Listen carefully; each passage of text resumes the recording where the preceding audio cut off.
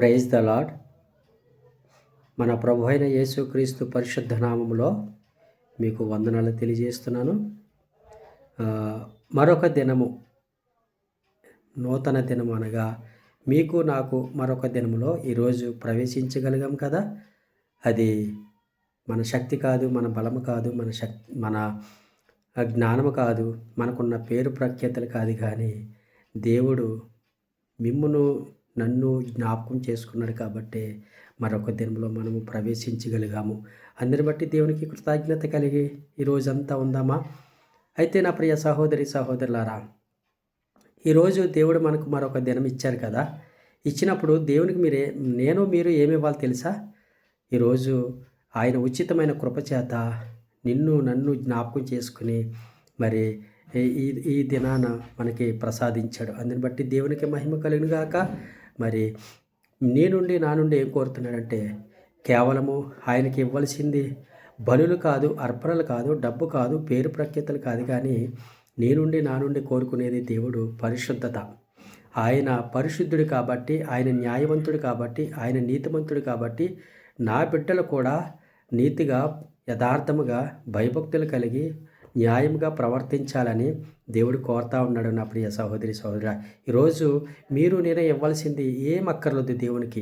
మన నమ్మకముగా, మన బ్రతుకులో నీతిగా, యథార్థముగా, పరిశుద్ధత కలిగి ఈ దినమంతా కూడా దేవునికి సమర్పించుకొని ఆయనకి ఇచ్చినట్లయితే అదే గొప్ప బహుమానము దేవునికి మనం ఇచ్చేది.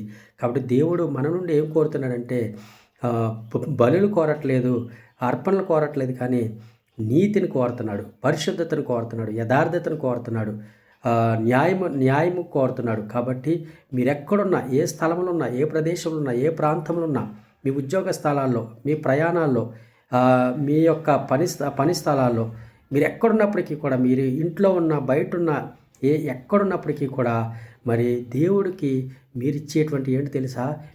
మీ ప్రవర్తన, మీ భక్తి, మీ నీతి, మీ యథార్థత, మీ పరిశుద్ధత, మరి న్యాయము, నమ్మకముగా అలాగ మనం కలిగి ఉంటే దేవుడు తప్పగా మన జీవితాల్లో, మన కుటుంబాల్లో, మన బ్రతుకుల్లో అనేక విధాలుగా మనము దేవుని మేలులు, దేవుని అద్భుతాలు ఆశ్చర్యకరంగా మనం ఊహించలేనటువంటి రీతిగా మనం ఎన్నడూ అనుకోనేటువంటి రీతిగా మన జీవితంలో గొప్ప అనుభవాలు మనం కలిగి ఉంటాం. కాబట్టి కొద్ది మాటలు మీ జీవితంలో ఫలించి అభివృద్ధి చేసి ఈ దినమంతా కూడా దేవుని యందు మీరు యథార్థముగా, భయభక్తులు కలిగి మీ ప్రవర్తన అంతటిలో దేవునికి సమర్పించుకుందురుగాక.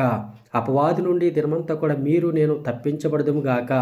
దేవుని దయలో, దేవుని కృపలో, దేవుని హస్తములో ఈ దినమంతా కూడా సురక్షితముగా ఉందుముగాక. ఈ కొద్ది మాటలు దేవుడు దీవించి నా హృదయంలో ఫలించి అభివృద్ధి చేయనుగాక. దేవుని దూతల మీకు నాకు ఎల్లవేళలా తోడైండి నడిపించునుగాక. ఆమేన్. కొద్ది మాటలు దేవుడు దీవించి ఆశీర్వదించునుగాక. మీ ప్రయాణాలు దేవుడు తోడై ఉండి నడిపించునుగాక. ఆమేన్.